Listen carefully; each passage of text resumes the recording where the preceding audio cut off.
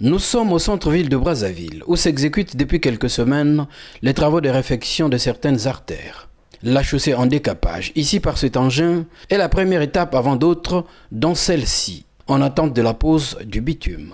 Ces travaux qui vont lentement, mais sûrement, devront à terme soulager les usagers de la route. Réfectionner le goudron, c'est tout à fait bien, c'est tout à fait normal, parce que il y a partout là où on marchait, c'était vraiment dégueulasse.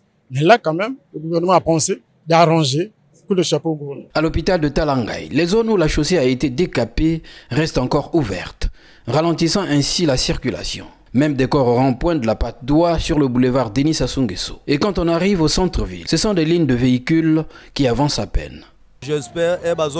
En décapant et en laissant la chaussée avec des trous d'air, cela cause beaucoup d'embouteillages. L'embouteillage, vraiment, moi, ma casse. On a constaté des embouteillages. En tant qu'usagers de la route, nous avons des sérieux problèmes en ce qui concerne le centre-ville.